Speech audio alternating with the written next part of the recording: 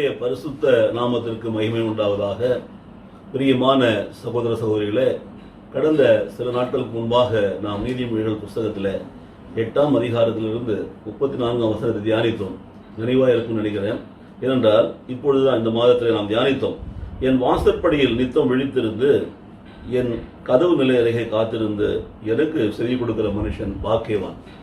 என் வாசற்படியில் நித்தம் விழித்திருந்து என் கதவு நிலை அருகே காத்திருந்து எனக்கு செவி கொடுக்கிற மனுஷன் பாக்கியவான் என்ற ஒரு வசனத்தை தியானித்தோம்.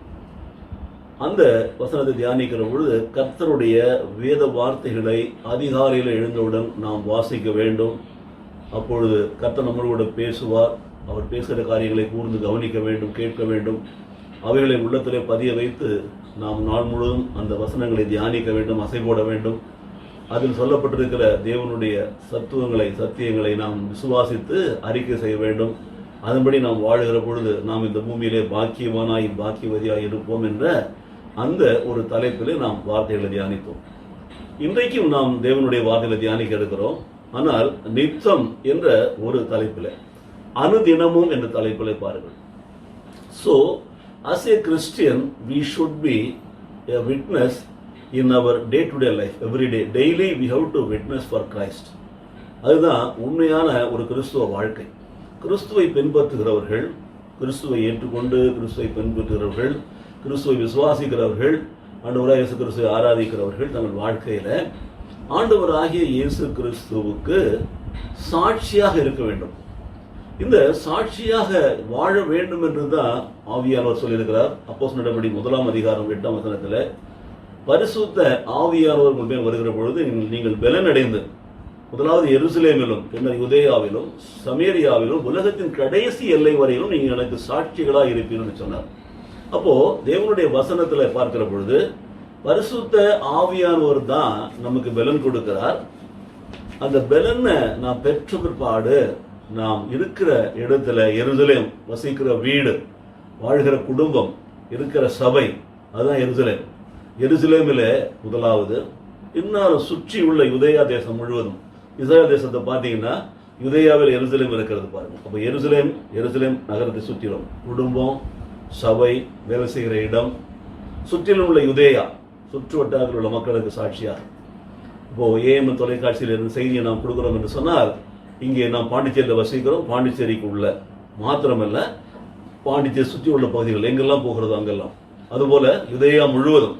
அப்போ யுதேயா காண பிற்பாடு அடுத்தது சமாரியா, அதுக்கு அடுத்த பகுதி, அதுக்கு அடுத்த நாடுகளிலும் அந்த சாட்சி உள்ள வாழ்க்கை கடந்து போக வேண்டும். அதுக்கு பிற்பாடு எருசலேம், யுதேயா, சமேரியா, உலகத்தின் கடைசி எல்லை வரையில் நாம் சாட்சிகளாக வாழ வேண்டும். அப்போ வாழ்க்கை தான் சாட்சியாக இருக்கிறது. ஆனால் நிறைய பேர் இன்றைக்கு நாம் பார்க்கிறோம், சாட்சியை பத்திரிகைகள்லாம் போடுறாங்க, சாட்சி சொல்ல வைக்கிறாங்க. நம்ம ஆண்டவர் வார்த்தையை நான் விசுவாசிச்சேன், அவர் எனக்கு ஜெபம் பண்ணார், அவங்க வீட்டில் ஜெபம் பண்ணாங்க, இப்படி அந்த மாதிரி நடந்து, இந்த மாதிரி நடந்து சாட்சி சொல்றாங்க. சாட்சி சொல்வது, சாட்சியாக எழுதுவது அது அல்ல. இன்றைக்கு நாம் பார்க்க போகிறது நித்தமும் சாட்சியாக வாழ்கிறது. நம்முடைய வாழ்க்கை சாட்சியாக இருக்க வேண்டும். We should be a witness in our daily life to Jesus Christ. அந்த ஒரு தலைப்பில் நான் பார்க்க போறோம். கிறிஸ்துவனுடைய வாழ்க்கையில நித்தம் எப்படி சாட்சியாக வாழ முடியும், வேதம் என்ன சொல்றது பாருங்க. அப்போ முதலாவது தான் இந்த வசனம், என் வாசற்படியாகி என்னுடைய வேத புஸ்தகத்தை திறந்து வைத்து, என் வாசற்படியில நீங்கள் திறந்து வைத்து நித்தம் விழித்திருந்து, பி அலர்ட் எவ்ரிடே. அப்போ விழிப்போடு கூட வேத புஸ்தகத்தை திறந்து என் வாசற்படியில என் கதவு நிலைய காத்திரு. கர்த்தரோடு பேசுவார், பேசுறதை கேளு. காத்திருந்து என் கதவு நிலைய காத்திருந்து எனக்கு செவி கொடுக்கிற மனுஷன், தேவன் பேசுகிற வார்த்தைகளுக்கு எவன் கேட்டு அதன்படி நடக்கிறானோ அந்த மனுஷன் பாக்கியவான். அப்போ ஒவ்வொரு நாளும் எனக்கு பிரியமான கிறிஸ்துவ சகோதர சகோதரிகளே, நீங்கள் வேதத்தை வாசிக்க வேண்டும், வேத வார்த்தைகளை கேட்க வேண்டும். அப்பொழுது தேவன் உங்களோடு கூட பேசுகிறார். அதான் மிக முக்கியம். That should be our day-to-day life. அது எவ்ரிடே ஆக்டிவிட்டி. ஒவ்வொரு நாளும் நம்முடைய செயலாக அது மாற வேண்டும். அப்போ அதிகாலையிலே அதை நாம் செய்ய வேண்டும். புது கிருபைகளை பெற்றுக்கொள்ளும் நேரத்தில் காலைதோறும் என்னுடைய கிருபை புதிது என்று சொன்னார் ஆண்டவரே. அந்த புது கிருபை பெற்றுக்கொள்ளும் நேரத்தில் அப்போ கிருபையை விசுவாசத்தோடு நாம் பெற்றுக்கொள்கிற பொழுது அந்த வார்த்தைகளை வாசிக்கிற பொழுது தேவன் பேசுகிறார், நாம் கேட்கிறோம், செவி கொடுக்கிறோம். கேட்கிறது என்று சொன்னால் not only listening but also doing according to the word, அதன்படி நடத்தல். அப்போ செவி கொடுத்தல், கீழ்ப்படிதல், நடத்தல். மாக்கியவானா இருக்கிறோம். இப்போ அந்த மாக்கியவானா நாம் இருக்கிறோம், ஆசீர்வதிக்கப்படுகிறோம், தேவன் நம்மை ஆசீர்வதிக்கிறார். அப்போ நம்முடைய வாழ்க்கை தேவனுடைய வார்த்தையின்படி அமைகிறது. அப்போ தேவனுக்கு நாம் சாட்சியாக இருக்கிறோம். நம்முடைய முதலாவது சாட்சி அதாங்க. பைபிள் படிச்சிங்களா? நிறைய வீட்டில் எழுதி வச்சிருப்போம், இன்று வேதத்தை வாசிக்கலாம்னு சொல்லி மாதிரிலாம். ஆனால் வாசிப்பதற்கு டைம் டேபிளில் ஒவ்வொரு நாளும் வாசிப்பதற்கு வருடம் முழுவதும் வேதத்தை வாசிப்பதெல்லாம் போட்டு கொடுப்போம். அந்த வாசிக்கிறது வந்து not for the sake of reading. ஒரு போர்ஷனை முடிச்சுட்டேன், பைபிள் 2 தடவை வாசிச்சுட்டேன், 10 தடவை வாசிச்சேன், அது கிடையாது. வாசிக்கிற பொழுது தேவனுடைய சத்தத்தை கேளு, கேளு, கேளு, கேளு, கேளு, லிசன். கேட்கிற பொழுது அது உன்னுடைய உள்ளத்திலே பதியட்டும். பதிகிற பொழுது அந்த வார்த்தையின்படி நீ வாழ்ந்து காட்டு, செய்து கீழ்ப்படிந்து. அப்படி கீழ்ப்படிந்து நடக்கிறது நீ ஆசீர்வதிக்கப்படுகிறாய் அல்லவா? உன்னுடைய ஆசீர்வாதமான வாழ்க்கை தான் நீ சாட்சியாக வாழ்கிற வாழ்க்கை. உன்னை காண்கிறவர்கள் உன்னில் இயேசு கிறிஸ்துவை காண்பார்கள். உன்னை காண்கிறவர்கள் உன்னில் தேவனுடைய வார்த்தைகளை பார்ப்பார்கள். கடவுளுடைய பிள்ளை அப்பா, கடவுளின் வசனத்தின்படி வார்த்தையின்படி வாழ்கிற மகன் அப்பா, மகள் அப்பா. அதுதான் சாட்சி. சொல்ல வேண்டியதில்லை, நான் வேத வார்த்தைகளை தினம் வாசிக்கிறேன், அதன்படி தான் நடக்கிறேன், அதுதான் நீ சொல்லி நிறுவானா. உன்னுடைய நடத்தை திறந்த ஒரு வேத புத்தகமாக இருக்கட்டும். Let that be an open Bible. அவ்வளவுதான் ஓப்பன் பைபிள், திறந்த வேத புத்தகம். உன்னில் கிறிஸ்துவை காணட்டும். உன்னுடைய வாழ்க்கை செயல்பாடுகளிலே கிறிஸ்துவ வசனங்கள் வெளிப்படட்டும். வசனத்தின்படி வாழ்கிற மனுஷன் என்பதை மற்றவர்கள் சொல்லட்டும், மற்றவர்கள் காணட்டும். ஆம் பிரியமானவர்களே, இந்த நாளில் இந்த வார்த்தையை நாம் தியானிக்க போகிற வேலையில முதலாவது கருத்தை பாருங்க. நாம் ஆசீர்வதிக்கப்படுகிற அந்த ஆசீர்வாதத்தினுடைய வாழ்க்கை தான் நமக்கு சாட்சி. அதை சொல்லாத, அதை பார்க்கிறவங்க புரிந்து கொள்வார், ஓ கிறிஸ்துவ போல் இருக்கிறவர், கிறிஸ்துவ வழிகளை பின்பற்றுவர்களுக்கு, கிறிஸ்துவ ஆசீர்வதிக்கப்பட்டவர்கள் ஆண்டவரை பின்பற்றதுனால எப்படி ஆசீர்வதிக்கப்பட்டிருக்கார் பார்த்தீங்களா? அதுதான் முதலாவதாக நாம் வாழ வேண்டியது. That should be our first witness. எனக்கு பிரியமானது. இரண்டாவதாக ஒரு வசனத்தை நான் வாசித்து கூட சொல்ல பிரியப்படுகிறேன்.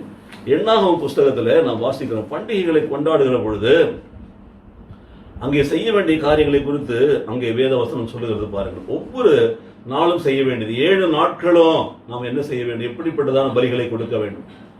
இப்பொழுது சோத்திர பலி தேவனுடைய வசனத்தின் புதிய ஏற்பாட்டினுடைய நடைமுறையின்படியாக அந்த நாட்களே சர்வாங்க தகன பலிகள், அப்படி பலவிதமான பலிகளை கொடுக்கிறாங்க. அந்த பலியை நித்தம் தொடர்ச்சியாக கொடுக்க வேண்டும் என்று எழுதப்பட்டிருக்கும். பலி செலுத்துதல் என்று சொல்லி எண்ணாகமத்தில் 28ஆம் அதிகாரத்தில் 24வது வசனத்தில் அப்படி வாசிக்கிறோம். இந்த பிரகாரம் 7 தரம் அளவும் 7 நாள் அளவும் நாள்தோறும் கர்த்தருக்கு நாம் சுகந்த வாசனையாக தகன பலி செலுத்த கடவோம். நித்தமும் செலுத்தப்பட வேண்டும்.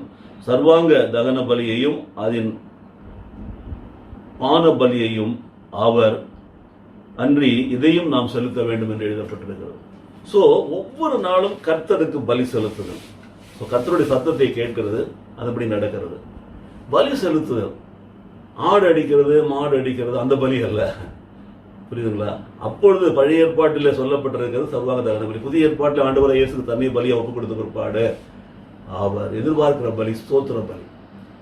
தேவனை கனப்படுத்த வேண்டும், ஸ்தோத்திரம் செய்ய வேண்டும், நாமத்தை உயர்த்த வேண்டும், கீர்த்தனம் பண்ண வேண்டும். ஸோ கட்டாயமாக ஒவ்வொரு நாளும் அமர்ந்து நேரம் ஒதுக்கி நேரம் எடுத்து நாம தேவனை ஸ்தோத்தரிக்க வேண்டும். தேவனிடத்தில் பெற்ற நன்மைகளுக்கு நன்றி சொல்ல வேண்டும். ஒவ்வொரு நாளும் அன்றாடம் அந்த பலியை செலுத்த வேண்டும். அனுதினம் வேதத்தை வாசிக்கிறோம், அனுதினம் பலி செலுத்துகிறோம். அப்போ ஒவ்வொரு நாளும் காலையிலே அந்த பலியை செலுத்திட்டா ரொம்ப நல்லது. கர்த்தருக்கு பலி கொடுத்து அவ்வளவுதான். ஒவ்வொரு நாளும் சோத்திர பலியை செலுத்துறோம். பலி என்பது அதுதான். அப்போ அதே வேத புஸ்தகத்தில் வாசிக்கிறோம், பலி ஸ்தோத்திரம் பண்ணு, கர்த்தரை கனப்படுத்து, கர்த்தர் நாமத்தை உயர்த்து, கர்த்தர் செலுத்த வேண்டிய துதி கன மகிமையை செலுத்து, அவசியம் செலுத்த வேண்டும். அதனால எல்லா ஆராதனைகளிலுமே முதலாவது praise and worship is there. துதி ஆராதனை இருக்கிறது. ஸ்தோத்திரம், கொஞ்ச நேரமாவது பாடல்களை பாடி கர்த்தர் நாமத்தை உயர்த்து, கர்த்தர் நன்மைகளுக்கு ஸ்தோத்திரம் பண்ணணும். இன்றைக்கு கூட நாம் ஜெபம் செய்கிற பொழுது முதலாவது அதுதான் நாம் செய்கிறோம். பாடல்களை பாடி கர்த்தர் நாமத்தை உயர்த்தி கர்த்தர் செய்த நன்மைகளை சொல்லி அவருக்கு ஸ்தோத்திர பலியை எடுக்கணும், பலி செலுத்த வேண்டும். இது that should become a routine of our life. அன்றாடம் அனுதினம் செய்யணும். நித்தமும் நித்தமும் நித்தம் நித்தமும் கர்த்தருக்கு பலி செலுத்துகிறத நீ செலுத்துகிற ஸ்தோத்திர பலிய பார்க்கிறவங்க சொல்லுவாங்க, இவர் நிச்சயமாகவே கிறிஸ்துவனாலே ஆசிரியக்கப்பட்டவர், கிறிஸ்துவுக்கு பலி செலுத்துகிறார். ஆகவே அது ஒரு இரண்டாவது ஒரு சாட்சியாக இருக்கும். அனுதினமும் ஆண்டவருடைய பாதத்திலே அமர்ந்து ஆண்டவருக்கு ஸ்தோத்திர பலிகளை ஏறெடுத்து ஆண்டவரை துதித்து கனப்படுத்தி அவர் நாமத்தை உயர்த்தி அவரை ஆராதிக்க வேண்டும். That should become a part of our life. அது it should be a daily witness. அவர் ஜெபம் பண்ணா வெளியில போக மாட்டாருங்க. முதல்ல ஒரு பைபிள் படிக்க வெளியில போக மாட்டாரு சொல்லிட்டார். ரெண்டாவது சொல்றாங்க அவர் ஜெபம் பண்ணா வெளியில போக மாட்டாருங்க. காலையில் எழுந்த உடனே ஒரு பைபிளை படிச்சுட்டு ஜெபம் பண்ணிட்டு ஸ்தோத்திரம் பண்ணிட்டு தான் தன்னுடைய வேலைகளை செய்ய ஆரம்பிப்பார். இது ரெண்டாவது சாட்சிங்க. இது யாரும் சொல்ல வேண்டியது இல்லைங்க, இது நாம செய்ய வேண்டும். Don't think that you have to say that நான் இன்னைக்கு ஸ்தோத்திரம் பண்ணிட்டேன், ஸ்தோத்திர பலி செலுத்திட்டேன், நான் இன்னைக்கு ஆராதனை பண்ணிட்டேன். You have to do it. It is your duty. It is பார்த்து டியூட்டி. கிறிஸ்துவ வாழ்க்கையில் நாம் கடைபிடிக்க வேண்டிய இரண்டாவது காரியம். கடந்த 90 நாட்கள் அல்ல, ஏறக்குறைய ஒரு 3 மாதத்துக்கு மேலே ஆயிடுச்சு பாருங்க. மார்ச் 22ஆம் தேதி ஞாயிற்றுக்கிழமையே லாக்டவுன் ஆயிடுச்சு. முதலாவது ஞாயிற்றுக்கிழமை அதுதான். அந்த மாதத்தில் மார்ச் 22 ஞாயிற்றுக்கிழமை, 6ஆம் நாள் 29 இல்லை, ஏப்ரல் 5 ஞாயிற்றுக்கிழமை இல்லை, மே 4 ஞாயிற்றுக்கிழமை இல்லை, 5, 4, 9, 2, 11, இதோ ஜூனில் இன்றைக்கு 3 ஞாயிற்றுக்கிழமை இல்லை, 14வது ஞாயிற்றுக்கிழமை 6வது இல்லாமல் இருக்கிறோம். ஆனால் எனக்கு பிரியமானவர்களே, அந்த 22ஆம் தேதி தொடங்கி ஞாயிற்றுக்கிழமை சாம்பிளுக்காக போட்டப்பட்ட லாக்டவுன்ல இருந்து பக்காவாக போட்டப்பட்ட லாக்டவுன் 24ஆம் தேதி நைட்டு சொல்றாங்கல்ல, 22லேருந்து ஒவ்வொரு நாளும் ஜெபிக்கிற ஒரு நல்ல பழக்கத்தை கர்த்தர் இந்த லாக்டவுன் மூலமாக தம்முடைய பிள்ளைகளுக்கு கொடுத்திருக்கிறார். ஒவ்வொரு நாளும் வீடுகளிலே ஒரு திருச்சபையாக, குட்டி திருச்சபையாக கூடி ஜெபிக்கிறோம், ஸ்தோத்திரம் பண்றோம். ஒரு நேரத்தை ஒதுக்கி இருக்கிறோம் பாருங்க. ஜெருசலேம் சுவிசேஷ சபையில் இரவு 7 மணி 9 மணிக்குள்ள 1 மணி நேரம் எப்படியாவது நாம் ஜெபிக்க வேண்டும், ஸ்தோத்திரம் பண்ணணும். காலையில் செய்ய வேண்டியது நம்முடைய தனி மனிதனுடைய கடமை, தனிப்பட்ட மனுஷன். மாலையில் குடும்பமாக ஜெபிக்கிறோம், ஸ்தோத்திர பலி கட்டாயம். It has become a part and parcel nowadays. காலையில் எழுந்தோடனே நம்ம பைபிள் படிக்கிறோம், ஸ்தோத்திரம் பண்ணுறோம். தனி மனுஷன், தனி மனிதன். மத்திய சுவிசேஷம் 6ஆம் சொல்லப்பட்டபடி தன்னுடைய அறையில் சென்று அறையின் கதவுகளுக்கு ஆளிட்டு தனக்கு தேவனுக்குள்ள ஒரு வெளிப்படுது, வேதத்தை படிக்கிறதும் ஜெபிக்கிறதும். ஸ்தோத்திர பலி கட்டாயமாய் செலுத்துவது நம்முடைய கடமை. 3ஆவதாக ஒரு அதிகாரத்தை, ஒரு வசனத்தை சொல்ல பாருங்க.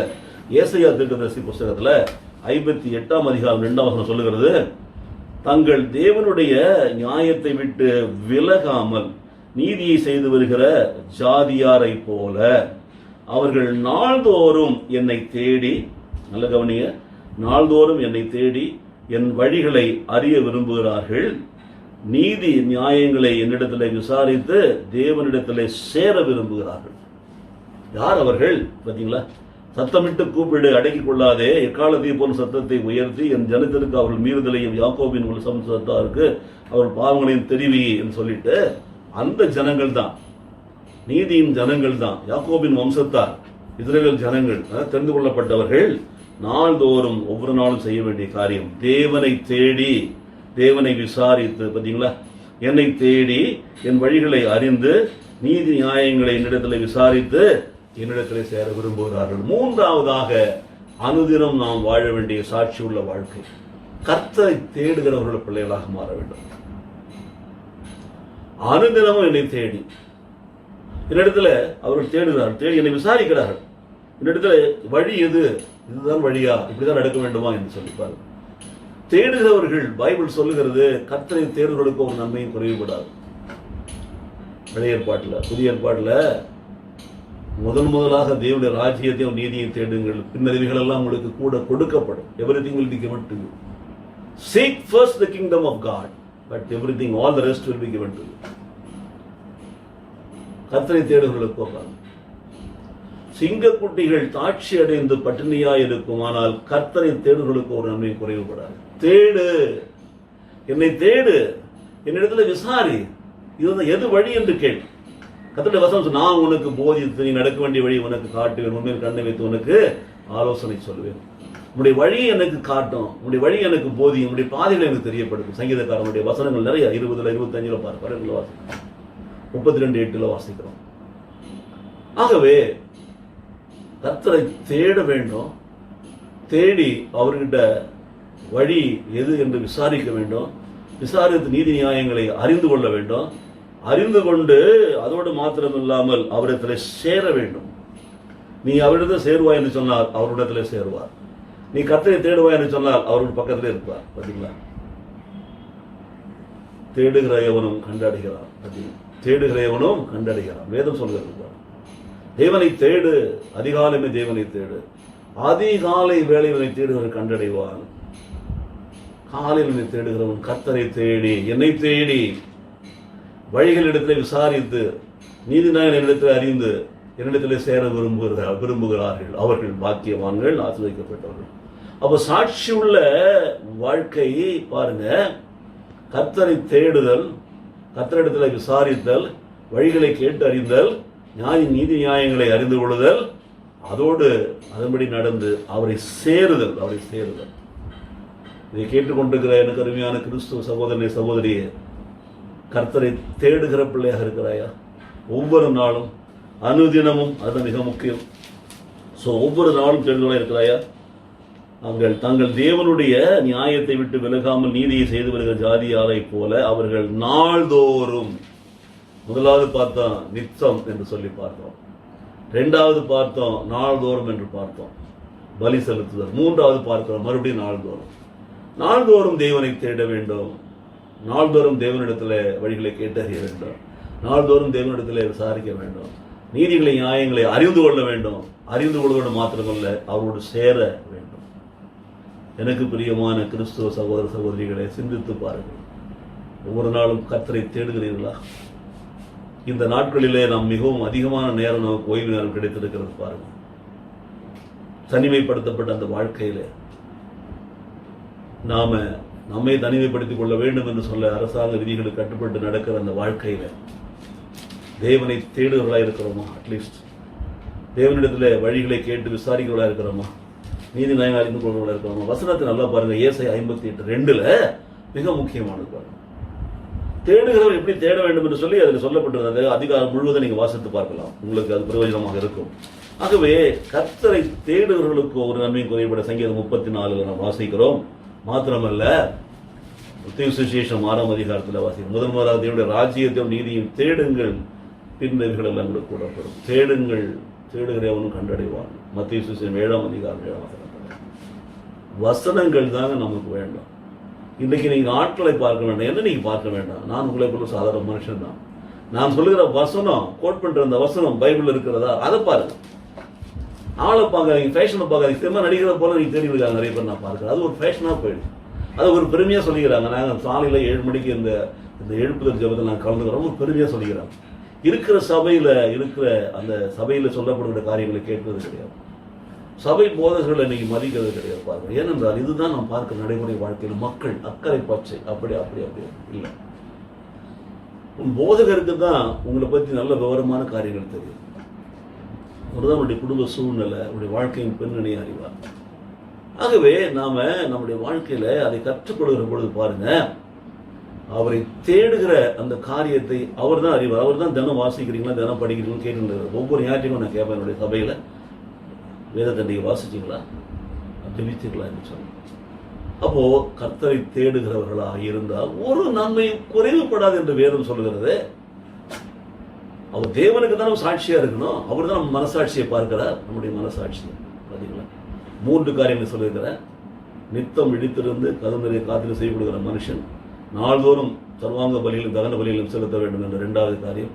3வதாக நித்தம் நாள்தோறும் என்னை தேடி என்னிடத்தில் வழிகளை கேட்டறிந்து என்னிடத்தில் விசாரித்து நீதியை கற்றுக்கொண்டு என்னிடம் சேர விரும்புகிறதல் என்று சொல்லி 4வதாக ஒரு காரியத்தை நான் பார்க்க போகிறேன் பிரியமானவர்களே. 4வதாக சங்கீதம் 61 8வது வசனம். சங்கீதம் 61 நீங்க வாசிச்சு பார்க்கலாம், நல்லது. அதில் ஏறக்குறைய உங்களுக்கு 8 வசனங்கள் இருக்கிறது பாருங்கள். கடைசி வசனம், இப்படியே தினமும் என் பொருத்தனைகளை நான் செலுத்தும்படியாக உமது நாமத்தை என்றென்றைக்கும் நான் கீர்த்தனம் பண்ணுவேன். சங்கீதக்காரனுடைய வார்த்தை பாருங்க. அங்கே தாவீதின் சங்கீதம் என்று எழுதப்பட்டிருக்கிறது. தேவனே என் கூப்பிடுதலை கேட்டு என் விண்ணப்பத்தை கவனியும், என் இருதயம் தொய்யும் பொழுது பூமியின் கடையாந்தங்களிலிருந்து உம்மை நோக்கி கூப்பிடுவேன். எனக்கு எட்டாத உயரமான கண்மலையில் என்னை கொண்டு போய் விடும்.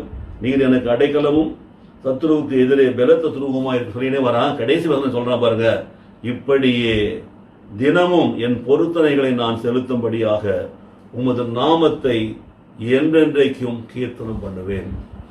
தினமும் பொருத்தனைகளை செலுத்தும்படியாக தேவனை தேடுதல், தினமும் பொருத்தனைகளை செலுத்துதல் ஸ்தோத்திர பலி, தினமும் கீர்த்தனம் பண்ணுதல் ஸ்தோத்திர பலி, தினமும் சர்வாங்க தகன பலி, தினமும். பார்த்தீங்களா, நேற்று ஜபிச்சேன், நீங்க ஜபிக்கலாம்னு நினைச்சேன், நேரம் கிடைக்கல, நாளைக்கு ஜபிக்கலாம்னு இருக்கிறேன். இந்த மாதிரிலாம் சொல்ற ஆட்கள் நீங்க பார்த்துருக்கலாம். உங்களுடைய இல்லவே இல்லை. தினமும் நிச்சமும் தேடி அது சொல்லப்பட்டிருக்கிறது பாருங்க. தினமும் என் பொருத்தனைகளை நான் செலுத்தும்படியாக உமது நாமத்தை என்றைக்கும் கீர்த்தனம் பண்ணுவேன். பொருத்தனை கீர்த்தனம் பண்ணுறதுதான், பொருத்தனை ஸ்தோத்திர பலி செலுத்துறது தான், பொருத்தனை தேவனை தேடுறது தான், பொருத்தனை தேவனை கனப்படுத்துறது தான். ஆமா, அந்த பொருத்தனை நாம் செய்யணும். அதுதான் நம்முடைய பொருத்தனை. பொருத்தனை வச்சுக்கிறாங்க நிறைய பேர். இன்றைக்கி நீங்கள் பாருங்கள், உலக பிரகாரமாக நிறைய தான் நீங்கள் பார்க்கலாம். அந்த கடவுளுக்கு இந்த பொருத்தனை வச்சுக்கிட்டேன், இந்த ஆடு அடிக்கிறேன்னு சொன்னேன், இல்லைன்னா கோழி அடிக்கிறேன்னு சொன்னேன், இல்லை இந்த மாதிரிலாம் பழைய காலத்துலேருந்து வரக்கூடிய நடைமுறையில் நம்ம பார்த்து கொண்டிருக்கோம். அங்கே வந்து பார்க்குறேன்னு சொன்னேன், இங்கே போகிறேன்னு சொன்னேன். இல்லை, வாயை திறந்து அவரை கனப்படுத்தி கீர்த்தனம் பண்ண, ஸ்தோத்திரம் பண்ண. எங்க இருந்தாலும் நான் எப்பொழுதுமே என்னுடைய ஆலயத்தில் கூட நான் பார்க்குறேன், சபையை நான் நடத்துகிற பொழுது அனைவரும் வாய் திறந்து ஸ்தோத்திரம் பண்ண வேண்டும், அதற்கு ஒரு வாய்ப்பை கொடுக்கும். அது மிக முக்கியம். பாருங்க, சும்மா வந்து உட்காந்து எல்லாத்தையும் சொல்றதை கேட்டுட்டு ஒரு ஒன் மேன் ஷோ மாதிரி பண்ணிட்டு இருந்தா இட்ஸ் நாட் கரெக்ட். ஆலயத்தில் வந்தால் நீங்கள் அட்லீஸ்ட் பாடல் பாடும்பொழுது சேர்ந்து பாடுறது, கைகளை தட்டி பாடுதல், வசனத்தை சொல்லும் பொழுது அதை குறிப்பாக குறித்து வைத்துக் கொள்வது, வாசிக்கிறது, அது மாத்திரம். இதெல்லாம் நம்முடைய ரியாக்ஷன். அது எல்லாத்தை விட தேவனை கீர்த்தனம் பண்றோம். அப்ப என்றைக்கும் கீர்த்தனம் பண்றேன், தினமும் பொருத்தனை செலுத்துறேன். முதல்ல சொல்றான், தினமும் என்றைக்கும் என்று சொல்றான். என்றென்றைக்கும், எவ்ரிடே தேவனுக்கு பொருத்தனை செலுத்துகிறது. It should become a part and it is a part of our daily activities. So daily witnessing is very important. சபையில் சாட்சி சொல்றாங்க, ஒரு சாட்சி சொல்ற ஒரு 1/2 மணி நேரம் யாராவது பைக் எடுத்து பேசிட்டு இருக்கு, ஜனங்கள் பொறுமையை சோதிக்க. அதில் வந்து டைம் ஒரு ஆராதனைக்கு வந்திருப்பாங்க, துதி ஆராதனை விண்ணப்பங்கள் எல்லாம் முடிச்சுட்டு பிற்பாடு வந்து கர்த்தருடைய பந்தி எல்லாம் முடிச்சுட்டு ஒரு சாட்சி சொல்லுங்கன்னா, அப்போ மணிக்கணக்கில் மைக் எடுத்து வச்சு பேசியிருந்தாங்கன்னா அவங்க பொறுமை இருந்தாலும் கேட்க மாட்டாங்க. நிறைய பேர் இன்றைக்கி மைக் கொடுத்துட்டா நிறைய நேரம் பேச நினைக்கிறாங்க. இல்லை, அதனால தான் சாட்சியாய் வாழ், சாட்சியாய் வாழ்ந்து காட்டு. காலையில் நேரத்தை விட ஆலயத்துக்கு வா.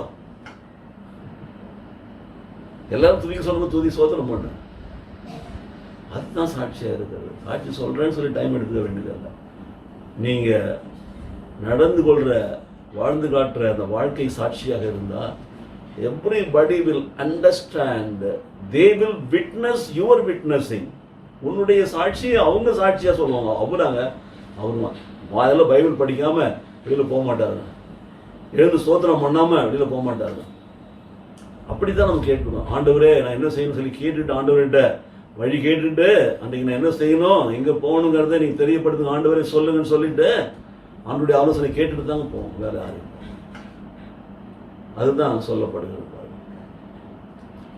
அப்போ நிச்சமும் தினமும் அனுதினமும் என்றைக்கும் என்றென்றைக்கும் எவ்ரிடே, அதுக்கு இட் ஹஸ் நோ எண்ட், பண்ணிக்கொண்டே இருக்கும்.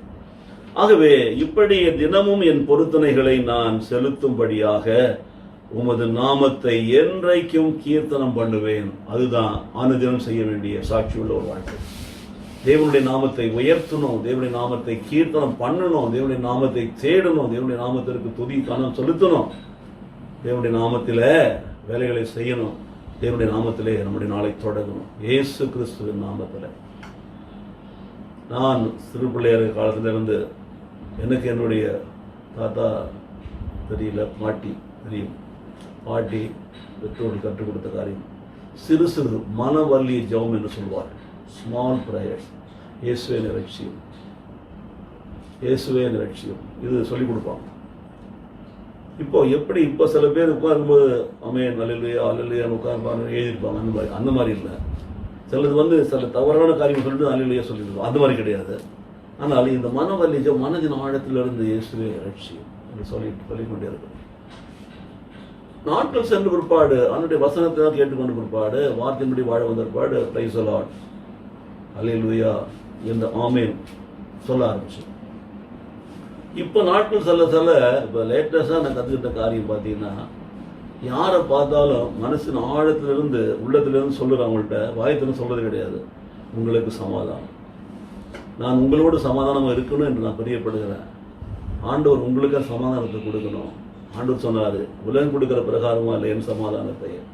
அப்போ இந்த சமாதானம் இன்றைக்கு நாம் சொல்லுகிறவர்களாய் இல்லாமல் சமாதானம் செய்கிறவர்களாய் இருந்து நம்முடைய செயலிலே சமாதானமான ஒரு வாழ்க்கை வாழ்கிறோம் என்று சொன்னால், அப்பொழுது இன் டர்ன் நாம் தேவனை துதிக்கிறோம்.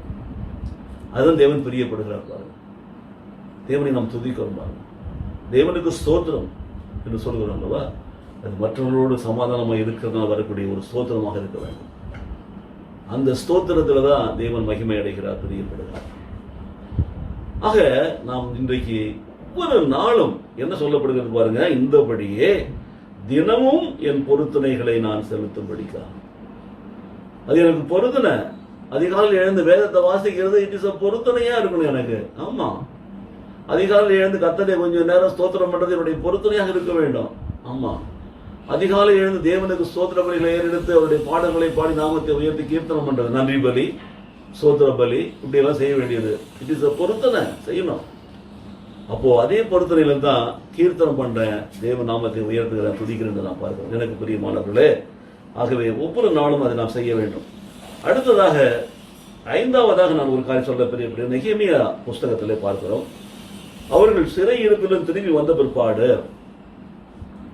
அவர்கள் அந்த இடிந்து போன அலங்கத்தை கட்டுகிறதெல்லாம் நான் படிக்கணும் இல்லையா, அதை படிக்கிற பொழுது பார்த்தீங்கன்னா, இந்த பிரகாரமாக சிறை இருப்பிலிருந்து திரும்பி வந்தவர்கள் என் சபையார் எல்லாரும் கூடாரங்களை போட்டு கூடாரங்களை குடியிருந்தார்கள். இப்படியே நூனின் குமாரனாகிய யோசுவாவின் நாட்களில் ஆரம்பிச்சது.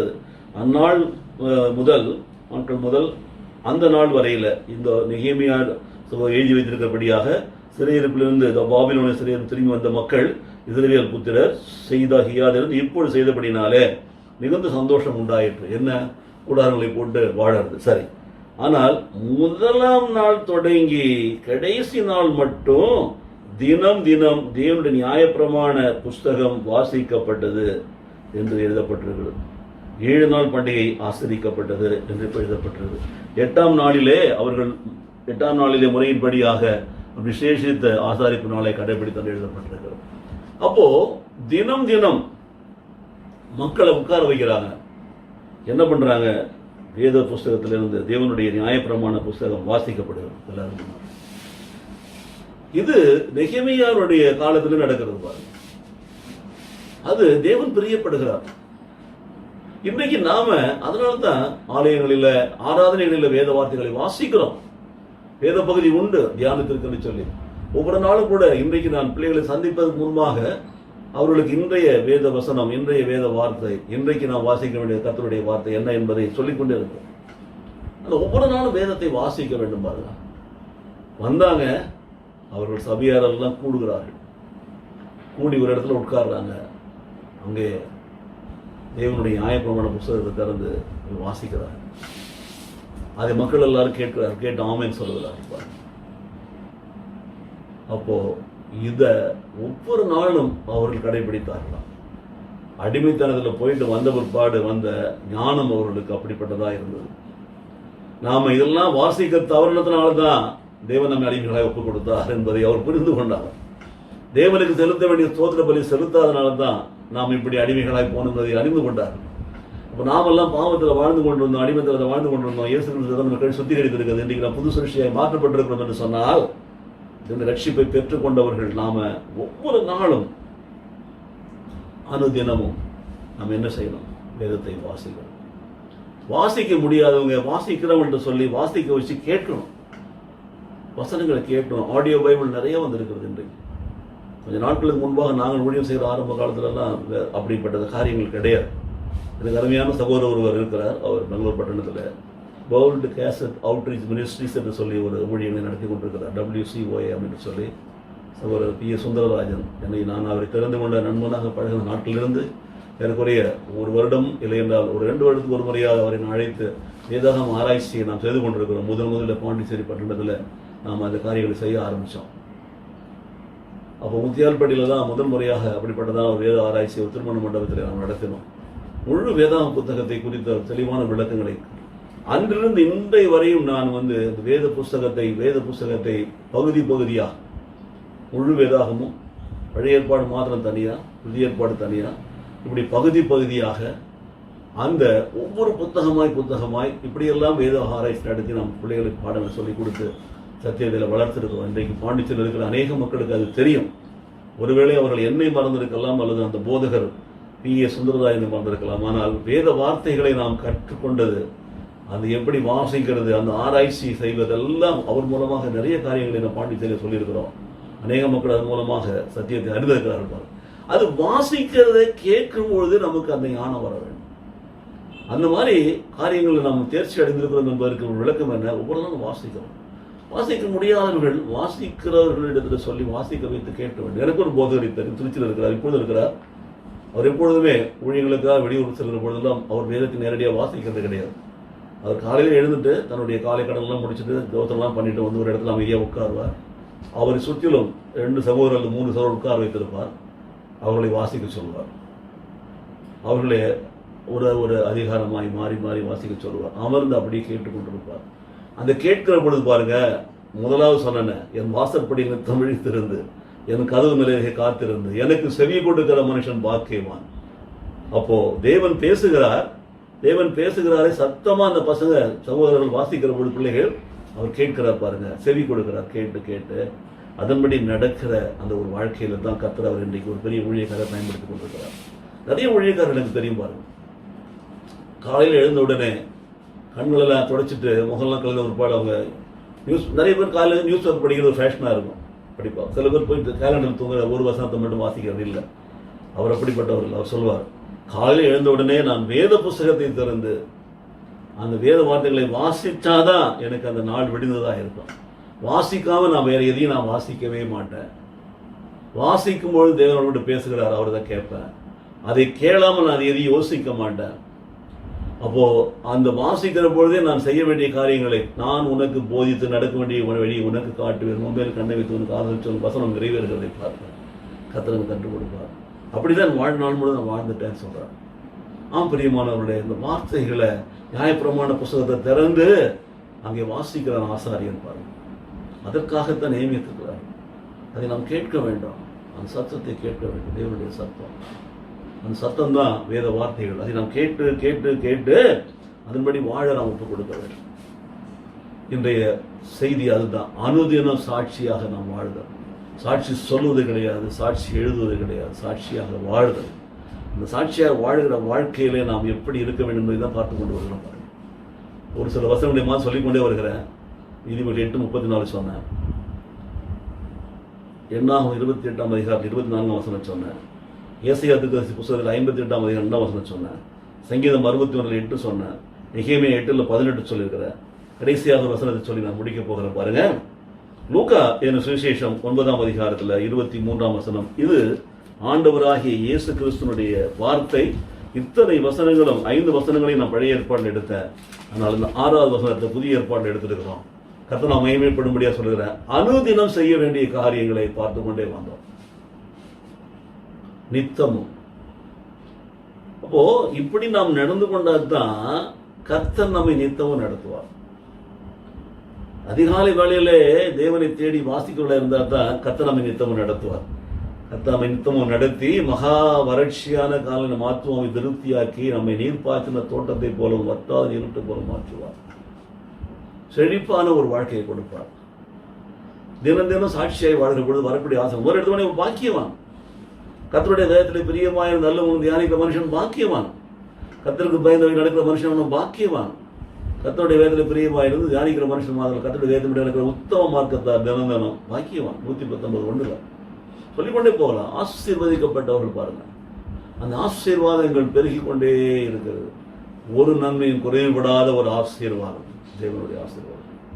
இது 6வதாய் பார்க்கிற வசனத்தில் பாருங்க, இப்படியாக நாம் ஒரு பழக்கத்துக்குள்ளே கடந்து வந்துட்டா, ஒவ்வொரு நாளும் இந்த காரியங்கள் நம்முடைய வாழ்க்கையில் நம்முடைய செயல்களாய் மாறிட்டா, ருட்டீன் செயலாக மாறிடுச்சுன்னா, அது நடைமுறையில் நாம் சாட்சியாய் வாழ்ந்துகிட்டு இருந்தா, இந்த உலகத்தில் எத்தனை பாடுகள், துன்பங்கள், உபத்திரங்கள் வந்தாலும் நம்மை ஒன்றும் சேதப்படுத்தாது, தீண்டவும் தீண்டாது, மேற்கொள்ளவும் மேற்கொள்ளாது. பாருங்க, இந்த நாட்களிலே உலகத்தை அச்சுறுத்தி கொண்டிருக்கிற கொரோனா வியாதியை குறித்து அநேகர் பயப்படுறோம்.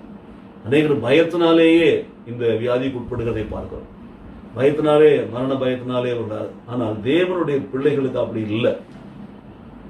ஏனென்றால் கர்த்தர் நம்மை நித்தமும் நடத்துகிற தேவன் என்று வேதம் சொல்லுது. நமக்கு முன்பாக தம்முடைய தூதர்களை வழிகளை செவைப்படுத்துகிறவர், போனெல்லாம் நேராக்குகிறவர். 91 சங்கீதத்தை பலமுறை நான் இந்த 3 மாதத்தில் சொல்லிக்கொண்டே இருக்கிறோம். பாருங்க, வேடனுடைய கண்ணிக்கும் பாழா கொலை நோய்க்கு அவனை தப்பி வைப்பார். பார்த்தீங்களா? இரவில் உண்டாகும் பயங்கரத்துக்கும் பகலில் பறக்கும் அம்புக்கும் இருளில் நடுவான கொள்ளை நோய்க்கு நீ பயப்படாது இருப்பாய். உன் பக்கத்தில், உன் வலது புறத்தில் ஒன்று உன்னை தீண்டாது. சொல்லிக்கொண்டே இருக்கிறோம். பாருங்க, என் நாமத்தை அறிந்திருக்கப்படினாலே அவனை உயர்ந்த அடைகளை வைப்பேன் சொல்றார் ஆண்டவர். ஆபத்து காலத்தில் நோக்கி கூப்பிடுவான், நான் அவன் மருவத்தில் அருளி செய்வேன் சொல்றார் ஆண்டவர். இப்படிப்பட்ட காரியங்கள் நாம் செய்கிற பொழுது நிச்சயமாகவே கர்த்தர் நம்மை கைவிடவே மாட்டார். கேட்டுக்கொண்டிருக்கிற கருமையான சகோதரி சகோதரியை கேளுங்க. கவர்ச்சிகரமான ஒரு காரியத்தில் போய் மாட்டிக்காதீங்க. ஆண்டவருடைய வசனம் தெளிவாக இருக்காது. வசனம் சொல்லுகிறபடி நாம் வாழ்கிறோமா, நம்முடைய வாழ்க்கையை வசனத்தின் வெளிச்சத்தில் வச்சு பாருங்க. சொல்ற வெளிச்சத்து அந்த வெளிச்சம் அடிக்கட்டும் நம்முடைய வாழ்க்கையில. இருள் போயிருக்கிறதா என்பதை நாம் பார்த்துக் கொள்வோம். ஆண்டவர் ஏற்றுக்கொண்ட வாழ்க்கையினுடைய நம்முடைய செயல்பாடுகள் மாறி இருக்கிறதா, நம்முடைய ஆட்டிடியூட்ஸ் மாறி இருக்கிறதா பாருங்க. கடைசியாக வசனம் சொல்லுகிறேன் பாருங்க. லூக்கா எழுதின சுவிசேஷம் 9ஆம் அதிகாரத்தில் 23வது வசனம் இப்படியே சொல்லுகிறது. லூக்கா 9:23. பின்பு அவர் எல்லோரையும் நோக்கி, ஒருவன் என் பின்னே வர விரும்பினால் அவன் தன்னைத்தானே வெறுத்து தன் சிலுவை அனுதினமும் எடுத்துக்கொண்டு என்னை பின்பற்ற கடவன். சுயத்தை வெறுத்தல், இந்த சொல்லப்பட்ட 5 காரியங்களை நீங்க பிராக்டிஸ் பண்ணினீங்கன்னா, நடைமுறைப்படுத்தினா, உங்களுடைய சுயம் உங்களை மேற்கொள்ளாது. நிறைய பேர் வீணா போறதுக்கு காரணமே அதான். தங்களை கெட்டிக்காரங்களாய் காட்ட வேண்டும் என்பதுதான் மிக முக்கிய நோக்கம். இப்போ மாயை பிரசங்கின் புத்தகத்தை வாசிச்சு பார்த்தா அவன் மிக தெளிவாக இது வச்சுக்கிறான் பாருங்க, சாலமோன் ஞானி. இப்போ நம்ம ஒரு காரியத்தை செஞ்சுட்டு நம்ம தான் நல்லா செய்யறோம், சிறப்பாக செய்யறோம், கெட்டிக்காரத்தை நான் பார்த்தீங்களா நான் அப்படின்னு நம்ம நினைக்கிறோம், சொல்றோமே. அதனால ஞானி சொல்றான், இதெல்லாம் ஒன்றும் கிடையாது, ஏற்கனவே ஒரு முன்னாடி மாதம் அப்படிதான் இருந்தாங்க அப்படிங்கிறான், தெளிவாக சொல்றான். எதையும் நீ புதுசாக செய்யறது இல்லை. நமக்கு அது புதுசாக இருக்கிற காரணம் என்ன, இத்தனை நாட்டில் அதில் இல்லாமல் இருந்ததுனால தான். ஆனால் அதில் இருக்க வேண்டும் என்றுதான் வேதம் சொல்லி கொண்டிருக்கிறது. உன்னை யார் வேதத்தை படிக்குவான்னு சொன்னாங்களா? உங்க சபையில் இருக்க போதவர் சொன்னாரா? இன்னைக்கு யாராவது ஒருத்தவங்க எழுப்புதல்ல சொல்லிட்டாங்கன்னா, அப்போ நான் முதல்ல அதான் கேட்டேன், உடனே குறித்து வச்சுருந்தேன். பைபிளில் குடிக்குவான், உங்கள் சபையில் டைரி கொடுக்கலையா? உங்கள் டைரி கொடுத்து உங்களை எழுத சொல்லலையா? நாள்தோறும் கவனிங்க, எழுதுங்க, குறித்து வைத்துக் கொள்ளுங்க, அசைப்படுங்க சொல்லலையா? இல்லை. ஏன் நம்ம எப்பொழுதும் இப்படியே அக்கறை பச்சையாக நான் வாழ்ந்துட்டோம். நம்ம அது நல்லா இருக்கு, இது நல்லா இருக்கு சொல்லிட்டோம். படிக்காத பட்டி காட்டான் முட்டாய் கடையை முறைச்சி பார்த்த மாதிரி இன்றைக்கு சபையில் 20 வருஷம் 30 வருஷம் இருக்கிறவங்க பைபிளை பார்த்தா, பைபிள் வசனங்களை கேட்டா, அது அப்படித்தான் இருக்கும், புதுசாக தான் இருக்கும், இதெல்லாம் இருக்கும். அன்னைக்கு மட்டும்தான் எழுதி வச்சுக்கோ, அப்படி அவர் ரொம்ப கெட்டிக்கிறாரா சொல்லிட்டாரு, அடுத்த நாள் எங்கள் வழியில தான் போயிட்டு இருக்கோம். அதை நாங்கள் போதிக்கிறதே கிடையாது. அனுதினமும் என்பதை நாம் சொல்லிக் கொண்டிருக்கிறோம். எவ்ரிடே டெய்லி பிரெட் இருக்கிறது அனுதினமா நல்லது, அன்னன்று உள்ளப்பா இருக்கு நல்லது. எதற்காக அவைகள் எல்லாம்? நாம் வாழ்ந்து காட்டுவதற்காக. We should be a witness in our day-to-day life. அனுதினம் அண்ணாவை நீ புழலாம். எங்கேன்னு வந்து பைபிள் எடுக்கப்பட்ட வசனம் தானே. அண்ணன் உள்ளப்ப சொல்லப்பட்ட வசனங்கள் பைபிள் எடுக்கப்பட்ட வசனங்கள் தானே. இயேசுவோடு இந்த நாள் வசனம் பைபிள் எடுக்கப்பட்டது தானே. உங்களோட ஒரு நல்வார்த்தை இயேசு பைபிள் எடுக்கப்பட்டது தானே. அதுதான் வாசிக்க சொல்லணும். நம்ம பாருங்க, அப்போ நம்ம அந்த பிராக்டிஸ்குள்ள வந்துட்டோம் அப்படின்னு சொல்லி சொன்னா, we will be in that mode, in that level. அங்க இருப்போம். ஆல்ரெடி நம்ம we are enjoying it, we are experiencing it. அதை அனுபவிக்கிறோம். அப்போ அதுல நம்ம திருப்தி உள்ளவர்களாக, தேர்ந்தவர்களாக நாம் வாழ வேண்டும். அப்படி நாம் வாழ்ந்த பொழுதுதான் நமக்கு இந்த உலகத்துல என்னவா இருக்கும், என்ன வந்தாலும் யார் கைவிட்டாலும் பின்பற்றுவதாக இருப்போம். அப்ப என்ன சொல்றார் ஆண்டவர், பின்பு அவர் எல்லாரையும் நோக்கி, ஒருவர் என் பின்னே வர விரும்பினால் அவன் தன்னைத்தானே வெறுத்து தன் சிலுவையை எடுத்துக்கொண்டு அனுதினமும் என்னை பின்பற்ற கடவன் என்று சொல்கிறார். வாழ்க்கையில் நமக்கு நியமிக்கப்பட்டிருக்கிற அந்த ஓட்டத்தை, விசுவாச ஓட்டத்தை அனுதினமும் ஓடிக்கொண்டே இருக்க வேண்டும். பாடு it is not a new thing for us. நமக்கு ஒரு புது காரியம் கிடையாது. சிலுவை என் ஆண்டவர் சுமந்து இருக்கிறார் இருக்கவே பாருங்க. எனக்காக எல்லாரும் சுமந்து தீர்த்து இருக்கிறார் பாருங்க. அதனால இது எனக்கு ஒன்றும் புதுசான ஒரு காரியம் கிடையாது. அப்போ என்னை வெறுக்கிறதா எனக்கு கொஞ்சம் கஷ்டமான ஒரு காரியமா இருக்கிறதா? வெறுத்துடு. இந்த உலகம் உன்னை வெறுக்கிறதுன்னு சொன்னா ஏற்கனவே என்னை வெறுத்து என்னை அறிந்து கொண்டு உலகத்தை வெறுக்க கற்றுக்கொள். உலக பிரகாரம் ஆசாபாசங்கள் இச்சைகளை வெறுக்க கற்றுக்கொள். தேவை வேண்டும் வச்சுக்கொள், ஆனால் அளவுக்கு மீறது கிடையாது. அப்போ வசனத்துல நம்ம வாசிக்கணும் பாருங்க, சொல்றாரு எல்லாரையும் நோக்கி சொல்றாரு, ஒருவர் என் பின்னே வர விரும்பினால் இந்த காரியங்கள் எல்லாம் படிக்கணும், செய்யணும், வசனத்தை சோதனை பண்ணணும். அது பிராக்டிக்கல். ஒரு பக்கா கிறிஸ்துவ, முழு கிறிஸ்துவ நீ மாறிட்டீங்கன்னா உங்களுக்கு சிலுவையே ஒரு பிரச்சனையே கிடையாது. ஏனென்றால் தன்னைத்தானே வெறுத்து தன் சிலுவையை எடுத்துக்கொண்டு அனுதினம் என்னை பின்பற்ற கடவன் என்று சொல்லப்படுறது. ஸோ அனுதின வாழ்க்கையிலே there will be problems, troubles இருக்கலாம். But we can overcome it with the help of Lord Jesus Christ. என் ஆண்டவர் நடந்து போயிருக்கிறார் முன்னாடி. ஒரு சிலுவை எடுத்து முன்னாடி போயிருக்கிறாருங்க. அவருடைய பாத சுவடுகளை பாருங்க. நானே வழியும் சத்தியமும் ஜீவனமா இருக்குன்னு சொன்னவர் முன்னாடி போறார். நான் முன்ன போறேன், நீ பின்னவான்னு சொல்லுகிறார். என் பின்னே வா. ஒருவர் என்னை பின்பற்ற விரும்பினால் வா. கஷ்டமா துன்பத்தை கண்டு தோண்டு ஓடிடாத. சுலபமான வாழ்க்கையை தேடாத. குறுக்கு வழியில சம்பாதிக்கணும்னு நினைக்காத. ஆண்டவர் விட்டு விலகி வாழ்கிற வாழ்க்கை தான் நிச்சயம் நம்பாத. ஆண்டவர் இருக்கிறார். அவர் நம்ம எப்படி ஆசீர்வதிப்பார் பாருங்க. அவருடைய வசனம் எல்லாம் வாக்கியவான் என்று சொல்லப்பட்டிருக்கிறது. ஒரு நன்மையும் குறைவுபட சொல்லப்பட்டிருக்கிறது. பரிபூர்ண ஆசீர்வாதம் சொல்லப்பட்டிருக்கிறது. நிறைவான இப்படிதான் சொல்லப்பட்டு கொண்டே இருக்கிறது பாருங்க. ஆகவே அவர் நம்மை ஆசீர்வதிக்கிற விதம் வித்தியாசமான ஒரு விதமா இருக்கிறது. அவர் பின்னால நான் போகணும், அவ்வளவுதான். நான் முன்னால போறேன், நீ பின்னால வா. நானே பரலோகத்துக்கு வாசல் வழி, நான் திறந்து வைக்கிறேன், வா. நான் உன்னை அழைத்து கொண்டு போகிறேன். நான் போய் ஒரு ஸ்தலத்தை ஆயத்தம் பண்ணி உங்களை திரும்ப அழைத்து கொண்டு போவேன். நான் இருக்கும் இடத்துல நீங்கள் இருக்கலாம் என்று சொல்லி அதான் அவனுடைய சித்தம். இதுதான் தேவனை பின்பற்றுகிற ஒரு வாழ்க்கை. ஒவ்வொரு நாளும் நம்முடைய சொல்லிலும் செயலிலும் சாட்சியாக வாழ்வோம். துன்பத்தை கண்டா ஒரு பேச்சு, துன்பத்தை காணணும் ஒரு பேச்சு கிடையாது. நல்லா இருந்தா ஆண்டவரே ஸ்தோத்திரம் நன்றி சொல்றது. ஏதாவது பாடு வந்தா இந்த இயேசு கிறிஸ்து என்னை எப்படி தொந்தரவு பண்றாரு, உபத்திரம் வருகிற பொழுது ஏமாற்றி பொய் சொல்லி வாழ்களை பார்க்கறது. ஐயோ அவன் நல்லா இருக்கான், நான் ஒழுங்கா வாழ்ந்தேன், காட்சியா இருந்தேன், எப்படி கஷ்டம் நினைக்கிறேன். இதெல்லாம் நம்ம விசுவாச குறைவை காட்டுகிறோம். தேவனை விசுவாசத்தா, முழு இருதயத்தோடு விசுவாசம், முழு பலத்தோடு அவருடைய கட்டைகளுக்கு கீழ்ப்பணிந்து நட. ஒவ்வொரு நாளும் சாட்சியா இருக்கிற வாழ்க்கையில கர்த்தர் உன்னை உயர்த்துவார், ஆசீர்வதிப்பார். ஆகவே என்னை பின்பற்ற விரும்புகிறவன், இயேசுவை ஏற்றுக்கொண்டவன், இயேசு கிறிஸ்து விசுவாசிக்கிறவன் இந்த காரியங்கள்லாம் செய்கிற பொழுது சிலுவையை தெரியாது. ஏன் காலையிலேயே அவர் வாசற்படியில் காத்திருக்கிறோம், அவர் பேசுறதை கேட்கிறோம், அவர் சொல்றதுபடி நடக்க ஒப்பு கொடுக்கிறோம். காலையிலேயே ஸ்தோத்திர பலி எடுக்கிறோம். ஸ்தோத்திரம் பண்ண பண்ண பண்ண நம்முடைய பாரங்கள் விலகெல்லாம் விலகி போகிற கஷ்டங்கள்லாம் விலகி போகிற உத்தரங்கள்லாம் அவரை கீர்த்தனம் பண்ண பண்ண நம்முடைய வாழ்க்கையில சந்தோஷமான பெருகிறது. ஆகவே ஒவ்வொரு நாளும் நம்மை ஆசீர்வதித்து நம்மை செழிப்பான நீர் பாய்ச்சலாம் தோட்டத்தில் கொண்டு போய் வைக்கிறார். ஆசீர்வாதம் பெற்றுக்கொள்வோமா? கண்களை மூடி நாம் ஜெபிக்கலாம். நல்ல தகப்பனே, இந்த நாளுக்காக நம்மை துதிக்கிறோம். இன்றைக்கு நாங்கள் கேட்ட செய்தியின்படியாக ஆண்டவரே, எங்களுடைய வாழ்க்கையில நாங்கள் ஒரு திறந்த வேத புத்தகமாக வாழ கர்த்தாவே எங்களுடைய செயல் மூலமாக எங்கள் நாமத்தை மகிமைப்படுத்த எல்லாவற்றுக்கும் மேலாக ஆண்டவரே, இன்றைக்கு சொல்லப்பட்ட இந்த 6 காரியங்களை நாங்கள் கடைபிடித்து ஒவ்வொரு நாளும் எங்கள் வாழ்க்கையில் நாங்கள் சாட்சிகளாக நடக்க உங்களுடைய கிருபைகளாக எங்களை நிரப்புவீர்களா ஆண்டவரே. மற்ற மக்களுக்கும் நாங்கள் ஆண்டவரே உங்களுடைய நாமத்தை வெளிப்படுத்தும்படியாக எங்களை காணும், எங்களுக்கு கிறிஸ்துவை காணும்படி எங்களை ஆசீர்வதிப்பீரா. இயேசு கிறிஸ்துவ நாமத்திலே ஜெபிக்கிறோம். ஜெபம் கேளும் பதில் தான் நல்ல பிதாவே. ஆமென், ஆமென். அன்பென்னும் ஆவியால் என்னையும் ஆண்டவரை நீ நிரப்பிடும், ஆயுள் முழுதும் நின் சேவை செய்ய ஆண்டவரே என்னை அனுப்பிடும்.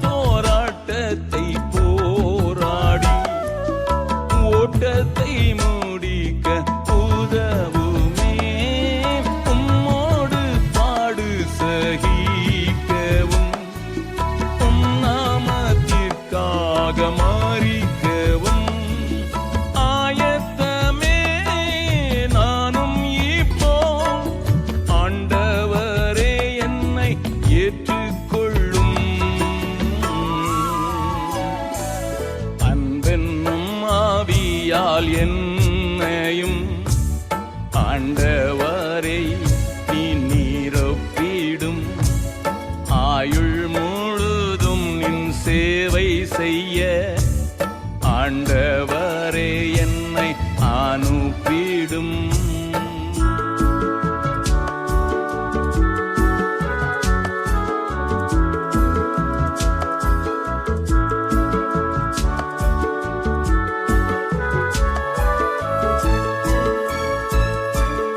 அன்பு கூறுவோர்க்கு தேவன் தம்மில் ஆயத்தம் பண்ணினவைகளை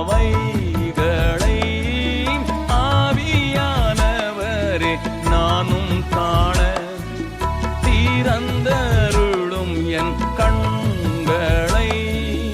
அல்லேலூயா கீதம் பாடி ஆண்டவரே உம்மை தொழுகிறே. அன்பென்னும் ஆவியால் என்னையும் ஆண்டவரை நீ நிரப்பிடும். ஆயுள் முழுதும் நின் சேவை செய்ய ஆண்டவரே என்னை அனுப்பிடும்.